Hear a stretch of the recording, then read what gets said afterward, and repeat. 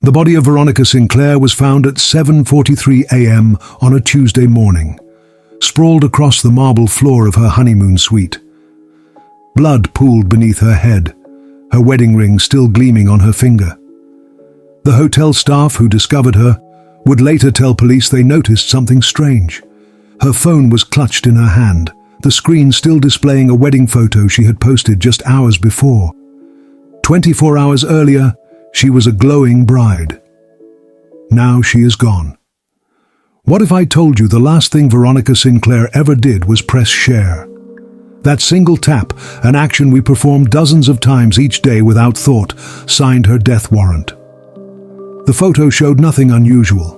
Just Veronica, 48, beaming beside her new husband Derek, 32, as they cut their wedding cake. But that image revealed something Derek had spent years hiding. How many secrets are the people closest to you hiding right now? The person sleeping beside you, the one who knows your passwords, your fears, your daily routine. What parts of themselves have they buried? For Veronica, the answer came too late. "I just wanted to share our special day," she texted her sister minutes before her death. "He's acting strange about it." Those were the last words anyone would ever receive from her. By the time you finish watching this story, you'll understand why some people will kill to keep their digital footprint non-existent. You'll see how a man who claimed to love Veronica was willing to end her life rather than let a single photo exist online. And you'll learn the warning signs that everyone around her missed until it was too late. This isn't just about a murder triggered by a social media post. It's about the masks people wear, the lies they tell, and how far they'll go to protect those lies. It's about a woman who thought she'd finally found happiness, only to discover her husband wasn't who he claimed to be. Have you ever noticed someone in your life who refuses to be photographed? Someone who panics when you mention them online? Someone who keeps separate phones or has unexplained absences? These behaviors might seem like quirks or preferences, but in Derek Hollis's case, they were clues to something much more dangerous. In this true crime documentary, we'll walk through Veronica's final days, examine the investigation that exposed Derek's shocking double life, and reveal the twist that stunned even veteran detectives. We'll show you exactly how a wedding photo became evidence in a murder case, and why Derek's desperate attempt to hide his past ultimately led to his downfall. Welcome to Eyewitness True Crime Stories, where we share crime stories and documentaries with life-changing lessons. Kindly support us by subscribing to this channel and turn on the notification bell icon to stay updated. Veronica Sinclair built her life on determination. At 48, she had transformed herself from a small-town girl with big dreams into one of Westwood's most sought-after marketing consultants. Her corner office overlooked the city she'd conquered, a daily reminder of how far she'd come. Veronica never took no for an answer, said Melissa Chen, her college roommate and lifelong friend. When everyone else saw obstacles, she saw opportunities. Born to working-class parents in rural Ohio, Veronica learned early that nothing would be handed to her. Her father, a factory worker, instilled in her a work ethic that became her foundation. Her mother, a school secretary, taught her that education was the key to freedom. These lessons shaped the woman she would become. At 18, Veronica earned a partial scholarship to Northwestern University. To cover the remaining costs, she worked 2 jobs while maintaining a 3.9 GPA. Her professors noted her exceptional ability to connect with people, a skill that would later become her professional trademark. After graduation, Veronica moved to Westwood with nothing but a suitcase and unwavering confidence. She started at the bottom of Reynolds Marketing as an assistant, making coffee and taking notes. Within 5 years, she was leading her own team. By 40, she had launched Sinclair Strategies, a boutique consulting firm that specialized in helping women-owned businesses thrive. She could walk into a room full of skeptics and leave with a room full of believers, said James Porter, a longtime client. Her superpower was making people feel understood. Her professional success stood in stark contrast to her personal life. A marriage in her 20s ended when her husband couldn't handle her ambition. A long-term relationship in her 30s collapsed under the weight of her partner's insecurities. By her 40s, Veronica had made peace with the possibility of remaining single.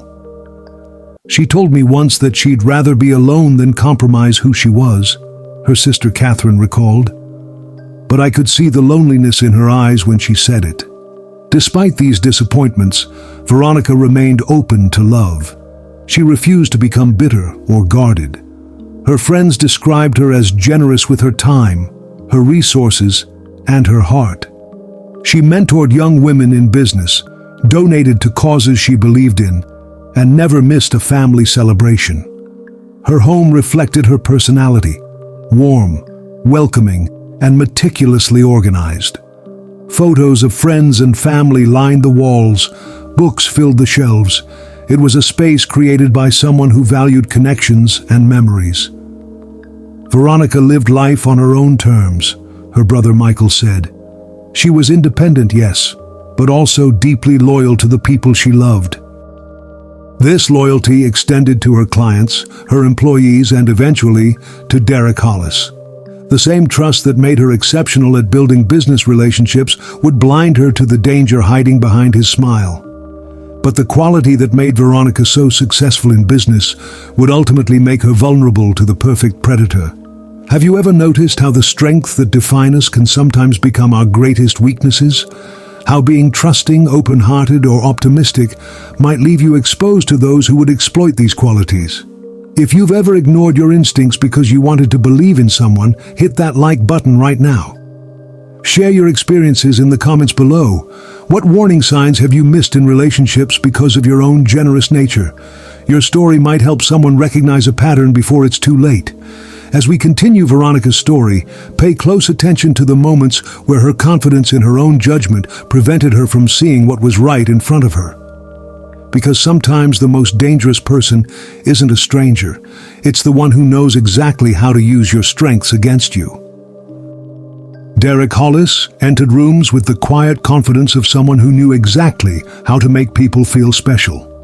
At 32, he possessed a magnetic charm that drew others to him, particularly successful women who had built their lives on their own terms.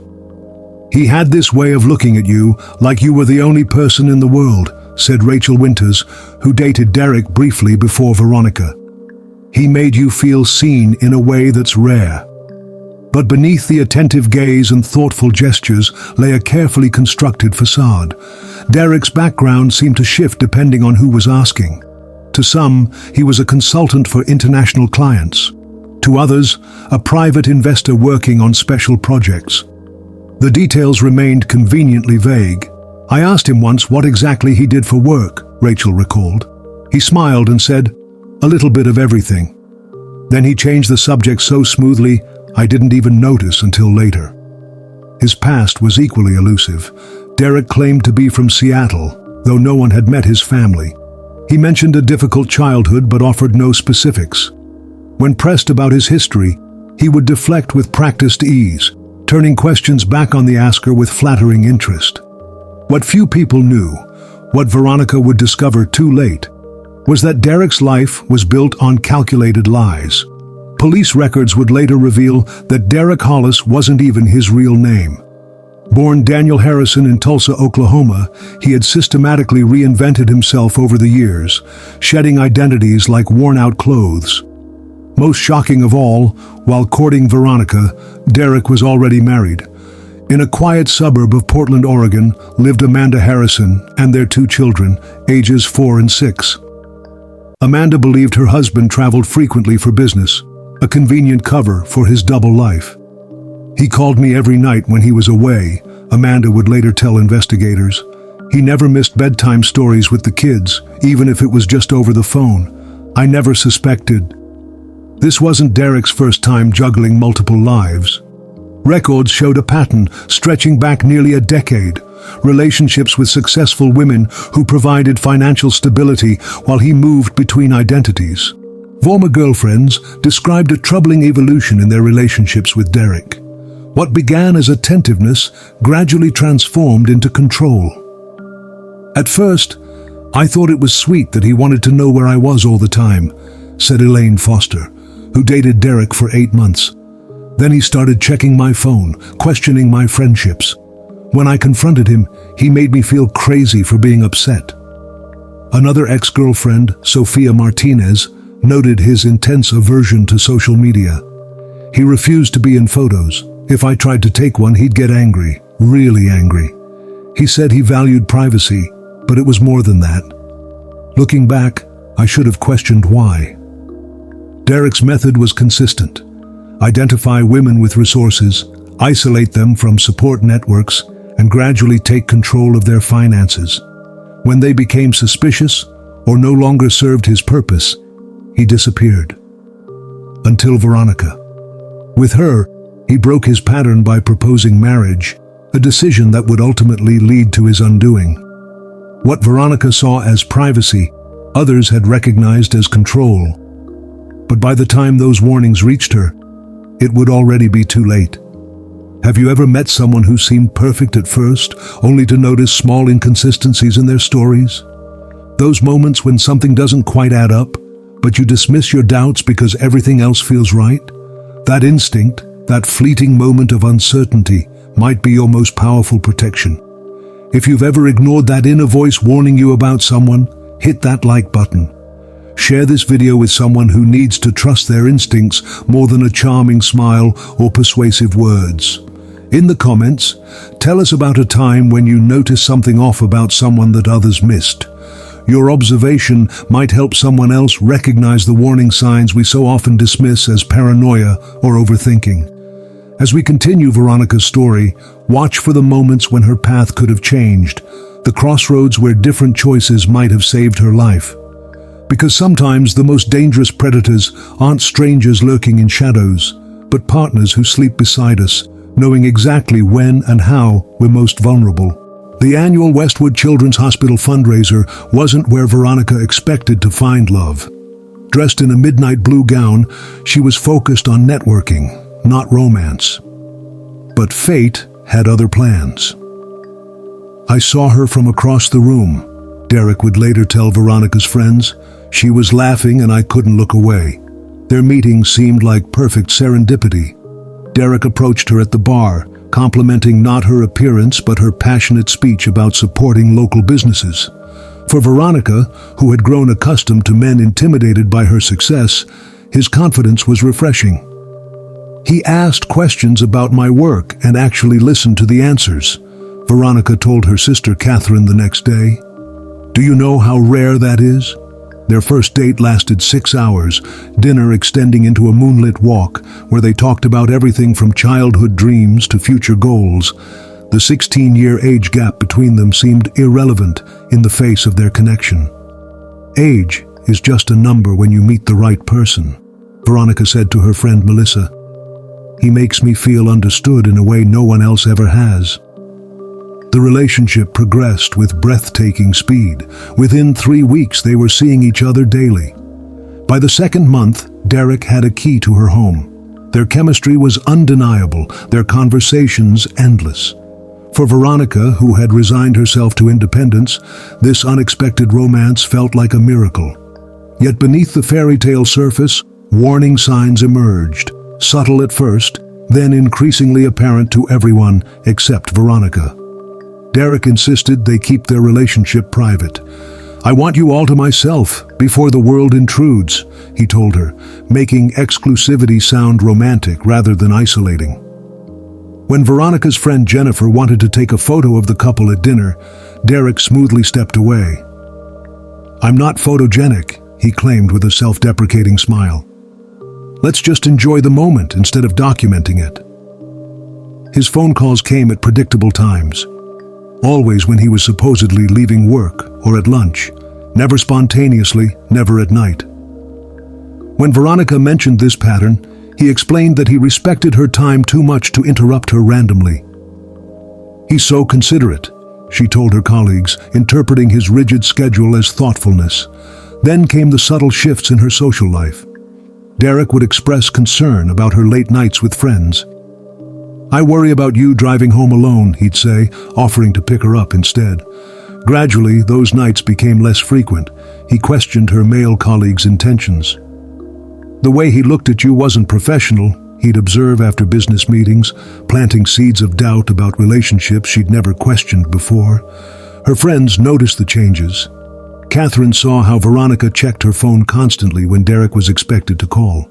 Jennifer observed how her vibrant sister grew quiet when Derek expressed an opinion, deferring to him on matters where she'd once been decisive. "Something feels off about him," Catherine confided to their brother Michael. "He's too perfect, too calculated." "You're just being overprotective," Michael replied. "She's happy. Isn't that what matters?"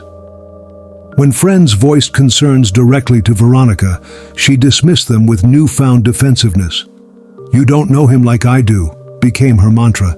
"He's private because his last girlfriend betrayed his trust. He's protective because he cares." 6 months into their relationship, during a weekend trip to the coast, Derek proposed at sunset with a diamond ring that caught the dying light. Veronica, overwhelmed with joy, said yes immediately. "This is everything I never thought I'd have," she told Catherine through happy tears on the phone afterward. The day Derek proposed was the happiest of Veronica's life. She had no way of knowing it would set in motion the events that would lead to her murder. Have you ever been so captivated by someone that warning signs looked like love notes?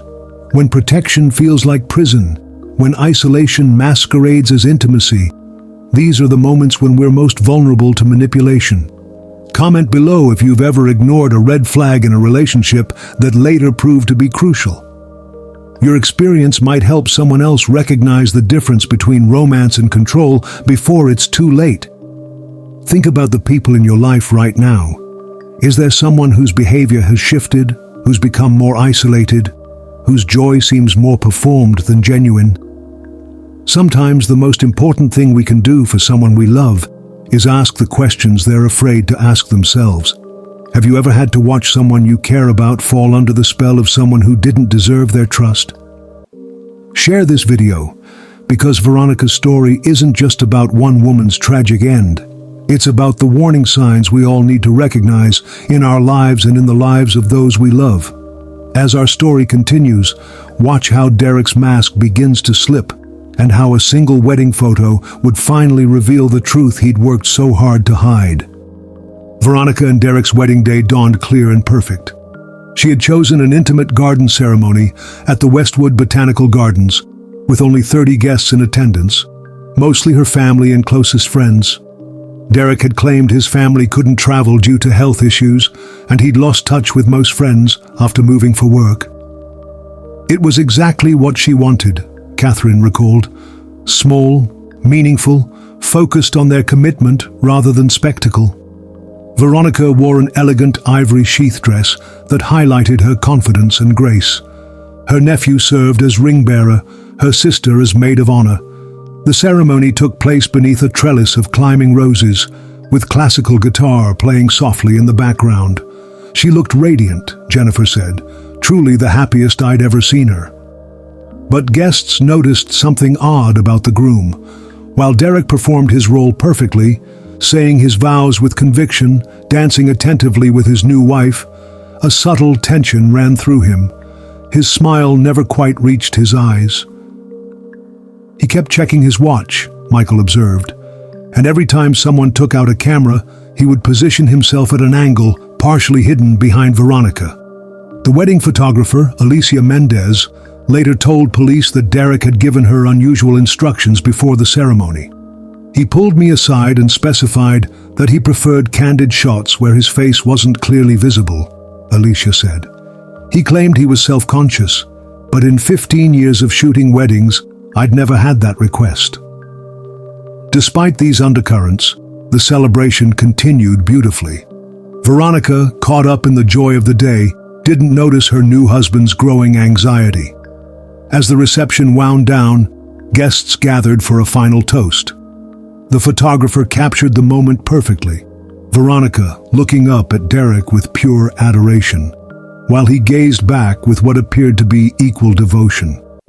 It was this photo, this single perfect image, that would ultimately trigger the tragedy. The newlyweds departed for their honeymoon at an exclusive coastal resort the next morning.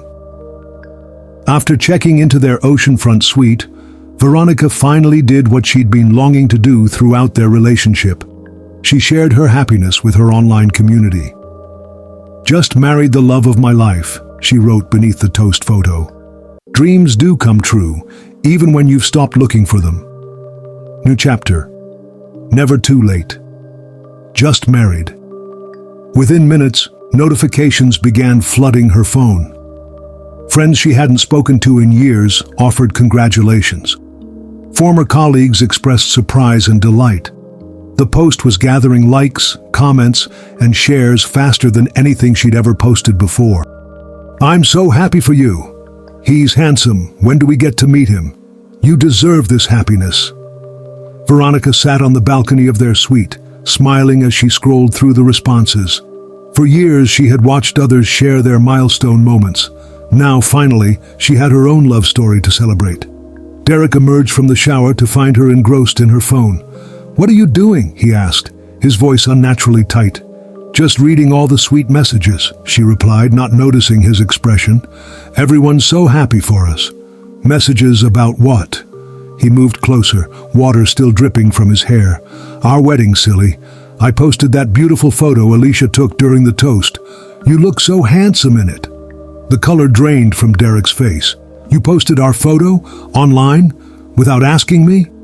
Before Veronica could respond, Derek's phone buzzed with a text. He grabbed it, his hands visibly shaking. As he read the message, his expression transformed from anxiety to raw fear.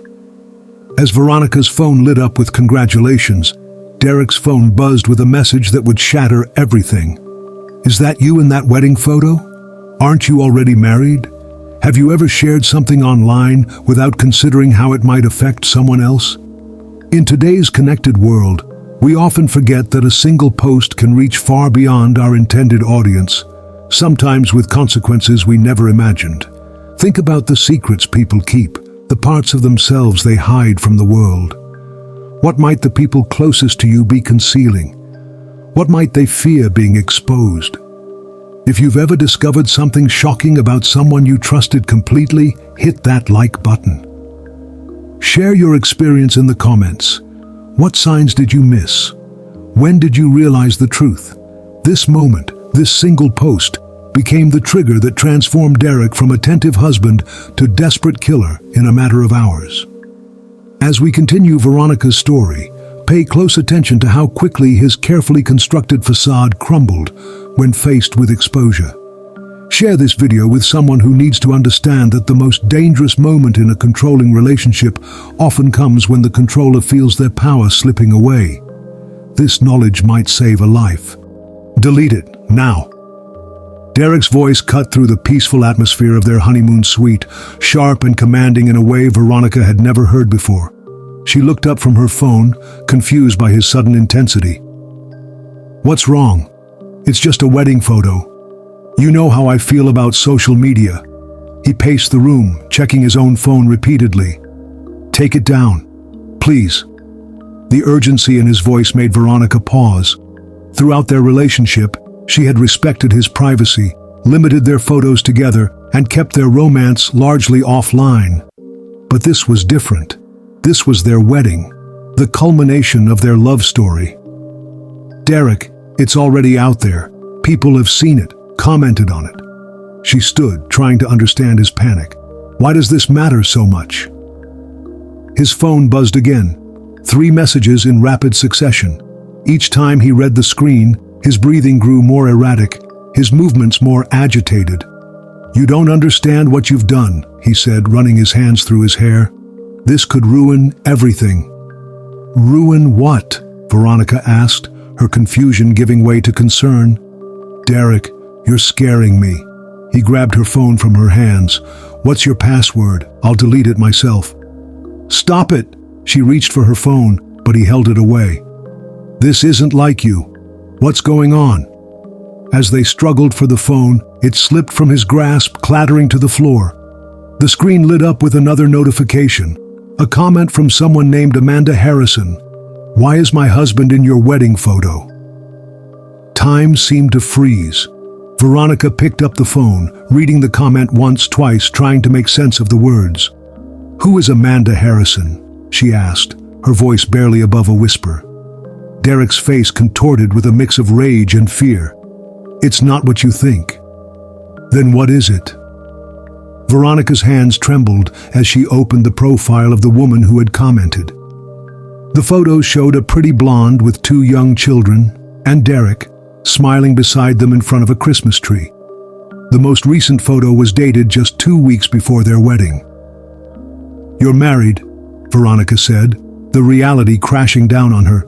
"You have children. I can explain." "Explain what? That our entire relationship was a lie? That our wedding was a fraud?" Her shock was transforming into anger. "Who are you?" Derek's demeanor changed, his desperation morphing into something colder, more calculated. "Give me the phone, Veronica." "No." She clutched it tightly, backing toward the balcony doors. "I need to understand what's happening. I need to know who I married." "You wouldn't understand." He moved toward her, his voice eerily calm now. "My life is complicated. I was going to tell you eventually." "Tell me what? That you have another family? That you're a bigamist?" Veronica's mind raced, reassessing every moment of their relationship through this new, horrifying lens. Was anything real? Of course it was. He reached for her, but she stepped back. "I love you." That part was real. "Don't touch me." Veronica held up her hand. "I'm calling Catherine. I need to get out of here." As she began to dial, Derek lunged forward, grabbing her wrist with bruising force. "You're not calling anyone." The phone fell again, skidding across the tile floor toward the bed. Veronica tried to pull away, but his grip tightened. "Let go of me!" She struggled against him, fear replacing anger as she saw the cold determination in his eyes. "I can't let you ruin everything," he said, his voice frighteningly detached. "I've worked too hard, built too much." "Derek, you're hurting me." His other hand closed around her throat, cutting off her words. "I'm sorry it came to this. I really did care for you." Veronica fought with everything she had, kicking, clawing, trying to scream. Her nails raked across his face, drawing blood. For a moment, his grip loosened, and she broke free, stumbling toward the door. She almost made it. Derek grabbed a heavy crystal vase from the dresser and swung. The impact sent Veronica crashing to the floor, blood immediately pooling beneath her head. Her eyes, wide with shock and betrayal, fixed on him one last time, before the light in them faded. The room fell silent, except for Derek's ragged breathing. For several minutes, he stood frozen, staring at what he'd done. Then, methodically, he began to clean up. He wiped his fingerprints from the vase, placed it near her hand, and arranged her body to suggest she had fallen. He took her phone, deleted the wedding post, and then placed it back in her lifeless fingers. He called the front desk, his voice breaking with manufactured grief. "My wife, I think she fell. There's blood. Please send help." When hotel security arrived minutes later, they found Derek cradling Veronica's body, sobbing. "She slipped," he kept repeating. "She was taking a selfie on the balcony and she slipped." But the evidence told a different story. Blood spatter patterns contradicted his version of events. The position of her body made a fall impossible. And most damning of all, the deleted post remained in her phone's cache, along with Amanda Harrison's revealing comment. Derek Hollis was arrested for the murder of Veronica Sinclair less than 24 hours after saying, "I do." The police would later discover that this wasn't the first time Derek had silenced someone who threatened to expose him. Have you ever wondered what someone might be capable of when their carefully constructed life is threatened? When the masks we wear in relationships slip, the person underneath can be unrecognizable, and sometimes dangerous. The most frightening part of Veronica's story isn't just that she married a man with a secret life. It's that when faced with exposure, his instinct wasn't to confess or even to flee. It was to eliminate the threat completely. If you've ever discovered a partner's betrayal, hit that like button. Share in the comments how you recognize the deception. As we continue Veronica's story, we'll reveal how investigators pieced together Derek's true identity and the shocking discovery that Veronica wasn't his first victim. Detective Mira Santos arrived at the resort at 8:17 a.m., just 30 minutes after the first 911 call. With 15 years of homicide experience, she recognized the scene's inconsistencies immediately. "The room tells a different story than the husband," she noted in her preliminary report. Derek sat in the corner of the suite, a blanket around his shoulders, his expression appropriately devastated. He recounted his version of events with convincing emotion. Veronica taking photos on the balcony, losing her balance, the sickening sound of impact. "I tried to grab her," he said, voice breaking. "I wasn't fast enough." But the physical evidence contradicted his story. Blood patterns indicated Veronica had fallen where she was found, inside the room, not from the balcony. The marble floor showed no signs of impact from a height. Most tellingly, the balcony railing stood 4 feet high, difficult to accidentally fall over, especially for someone of Veronica's height. "We're treating this as a suspicious death," Detective Santos informed Derek, watching his reaction carefully. His eyes flickered briefly, fear, not grief, before he composed himself. "I don't understand. It was an accident." "Sir, we'll need your phone and your wife's for the investigation." Derek hesitated. "Her phone is probably dead by now, and mine doesn't have anything relevant." This reluctance raised Santos's suspicions further. When the phones were secured, they were immediately sent to digital forensics. Tech analyst Jamal Washington worked through the night extracting data from both devices. What he found became the case's turning point. The victim posted a wedding photo at 7:42 p.m., Washington reported. By 8:15 p.m., the post had received 47 comments, including one from a woman claiming to be married to the suspect. At 8:23 p.m., the post was deleted from the victim's account, but our recovery tools retrieved it from cache. The timeline was damning. Derek had claimed they spent a romantic evening together before Veronica's accident the next morning.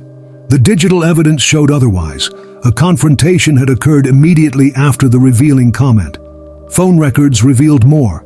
Derek had received multiple texts from the same number that evening. 8:16 p.m. "Why are you in a wedding photo? Answer me." 8:17 p.m. "The woman says you just got married. What is happening?" 8:18 p.m. "I'm calling the police if you don't explain right now." His outgoing messages had been deleted, but the timestamps matched perfectly with the escalating situation. Detective Santos obtained a warrant for the number that had texted Derek. It belonged to Amanda Harrison of Portland, Oregon, Derek's legal wife of 7 years. "He told me he was at a business conference in Seattle," Amanda told detectives, her voice hollow with shock. "We video called every night. He showed me the hotel room, the view of the Space Needle.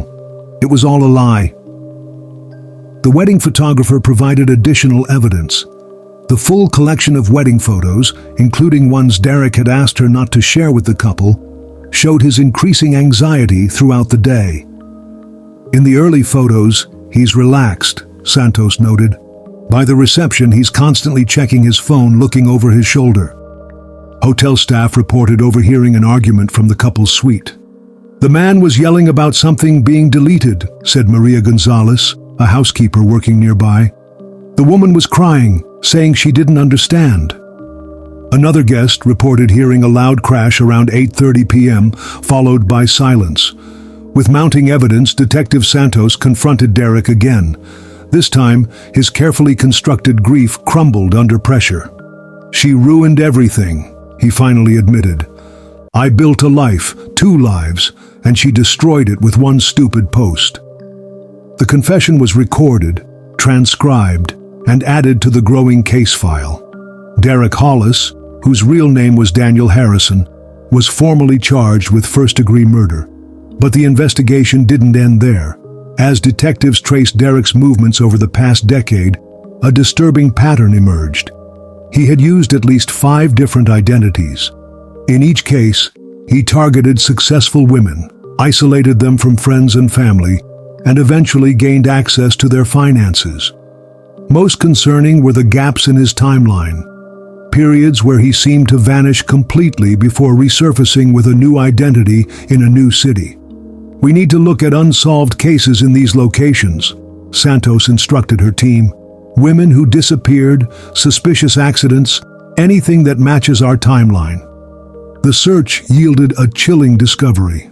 3 years earlier in Chicago, a woman named Rebecca Palmer had been found dead at the bottom of her staircase. Her death was ruled accidental, but she had recently been dating a man matching Derek's description. Photos from her phone showed him partially, always at angles that obscured his full face, just as he had done with Veronica. But as investigators dug deeper into Derek's past, they discovered something no one expected. Veronica wasn't his first victim, and she might not have been his last. Have you ever wondered how many secrets lie buried in the digital devices around you? The phones, computers, and tablets that capture our daily lives also preserve evidence of our darkest moments. The texts we thought were deleted, the photos we tried to hide, the searches we hoped no one would discover. In Veronica's case, the technology that contributed to her death also helped bring her killer to justice. The very post that triggered Derek's rage became crucial evidence in exposing his double life. Think about your own digital footprint. What story would your devices tell if they were examined by investigators? Not because you've committed crimes, but because our digital lives often reveal truths we don't acknowledge, even to ourselves. The State versus Derek Hollis trial began 11 months after Veronica's murder. The courthouse steps crowded with media, drawn by the case's shocking elements: bigamy, deception, and a murder triggered by a social media post. Inside courtroom 4B, prosecutor Elena Vasquez arranged her evidence methodically. Her opening statement cut straight to the heart of the case. "This is not a crime of passion," she told the jury. "This is the calculated action of a man who eliminated a threat to his carefully constructed false reality." The prosecution's case built day by day, witness by witness, into an overwhelming mountain of evidence. Digital forensics expert Jamal Washington walked the jury through the timeline with precision. The defendant deleted the wedding post at 8:23 p.m. using the victim's phone. By 8:47 p.m., based on blood coagulation and body temperature, Veronica Sinclair was already dead. Hotel staff testified about the sounds of argument coming from the honeymoon suite. "I heard a man shouting about deleting something," Maria Gonzalez recalled. "Then a woman crying, then a loud crash. After that, nothing." The medical examiner presented detailed findings that contradicted Derek's account of an accidental fall. The wound pattern is inconsistent with impact from a balcony fall. The primary injury resulted from a downward strike with a heavy object, consistent with the crystal vase found at the scene. Perhaps most damning was the testimony from Amanda Harrison, Derek's legal wife. Dressed simply in black, she described their 7-year marriage and 2 children. "He called me every night from what he said was a business conference," she testified, her voice steady despite her evident pain. "He showed me the Seattle skyline from his hotel window. I later learned it was a video loop he purchased online." The prosecution introduced evidence of Derek's elaborate double life: separate phones, bank accounts, and even different handwriting styles for each identity. They showed the jury his meticulous calendar, color-coded to keep his 2 lives from colliding. Dr. Lydia Chen, an expert on domestic violence, explained the pattern of control that preceded the murder. What appears as protectiveness is often the first stage of isolation. The victim is gradually separated from support systems until the controller becomes their primary reality. Throughout the proceedings, Derek sat impassively beside his attorney, Martin Green. His defense strategy soon became clear: claim temporary insanity triggered by extreme emotional distress. "My client experienced a psychological break," Green argued. "The exposure of his secret life created an acute stress reaction that temporarily rendered him unable to distinguish right from wrong." The defense called psychologist Dr. Robert Mercer, who testified that Derek exhibited signs of dissociative identity disorder. He created separate personas to cope with childhood trauma. These weren't deliberate deceptions, but psychological fractures. Prosecutor Vasquez dismantled this theory during cross-examination. Dr. Mercer, does someone with dissociative identity disorder typically maintain detailed financial records for each identity? Do they purchase fake backgrounds and credentials? Do they methodically clean crime scenes to eliminate evidence? The defense's case further weakened when former girlfriends testified about Derek's controlling behavior and explosive anger when confronted. "He threw my phone against the wall when I tagged him in a post," said Elaine Foster. "Afterward, he was perfectly calm, like flipping a switch. He bought me a new phone the next day and made me promise never to post about him again." After 3 weeks of testimony, the case went to the jury. They deliberated for just 4 hours before reaching their verdict. On the charge of murder in the first degree, we find the defendant guilty. Derek showed no reaction as the verdict was read. Behind him, Veronica's family embraced, tears flowing freely. At the sentencing hearing 2 weeks later, Judge Harriet Coleman addressed Derek directly. "You treated human lives as disposable components in your elaborate fiction. You ended a promising life not in passion, but in cold calculation. The court sentences you to life imprisonment without possibility of parole." Catherine Sinclair, Veronica's sister, delivered a victim impact statement that left many in the courtroom weeping. Veronica lived with an open heart. She believed in second chances and saw the best in people. That beautiful quality, her willingness to trust, was weaponized against her. But we refuse to let her death make us cynical. Instead, we'll carry forward her capacity for joy and her belief in human goodness, while also carrying the wisdom her death has taught us about recognizing those who would exploit such goodness. As Derek was led away in handcuffs, Veronica's brother Michael stood and addressed him directly. "She would have forgiven you. That's who she was. Remember that in your cell." Outside the courthouse, Veronica's colleagues announced the creation of the Veronica Sinclair Foundation, dedicated to educating people about the warning signs of controlling relationships and providing resources for those seeking to escape them. "Veronica's story will save lives," said Jennifer Chen, her closest friend. "That would have mattered to her more than anything." Have you ever wondered how someone can maintain a double life without detection? Derek's case reveals the frightening extent to which determined individuals can compartmentalize their existence, and the devastating consequences when those compartments collide. The trial exposed how technology both enables deception and helps uncover truth. Derek used digital tools to maintain his separate lives, but those same tools ultimately provided the evidence that convicted him. We need to understand the difference between privacy and secrecy in relationships. Privacy is about maintaining healthy boundaries. Secrecy is about hiding information that would change how others see you or the choices they would make. The courthouse fell silent as prosecutor Elena Vasquez displayed the wedding photo that had triggered Veronica's murder. The image, Veronica radiant beside a man living a complete lie, became the trial's central symbol. "This photo represents the moment truth threatened fiction," Vasquez told the jury. And when faced with exposure, the defendant chose murder over honesty. The prosecution built their case methodically, presenting evidence that demolished Derek's claim of an accidental fall. Blood spatter analysis showed Veronica was struck while standing, not falling. The medical examiner testified that the fatal wound's angle and force were consistent with an overhead blow, not impact from a fall. Hotel security footage showed Derek leaving the room briefly at 9:12 p.m., carrying what appeared to be a small bag, likely containing bloody clothing later found in a dumpster 2 blocks away. Most damning was the recovered data from both phones, revealing the exact timeline between Amanda Harrison's comment on the wedding photo and Veronica's death. The defendant had exactly 43 minutes between exposure and murder, Vasquez emphasized.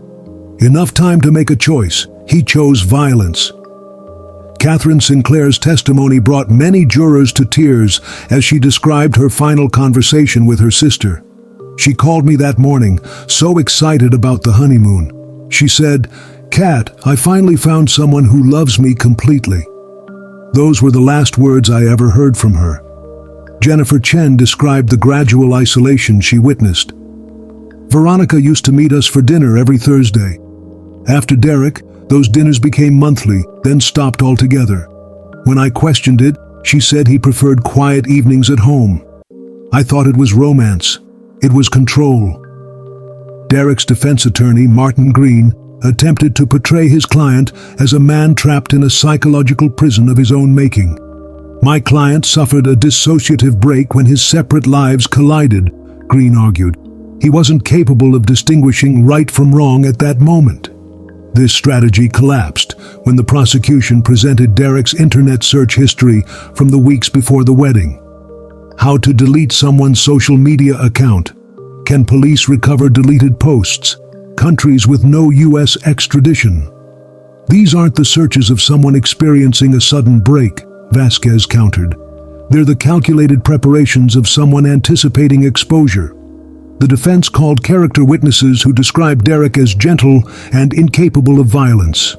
Their testimony crumbled under cross-examination when each admitted they knew only one version of him, never the complete man.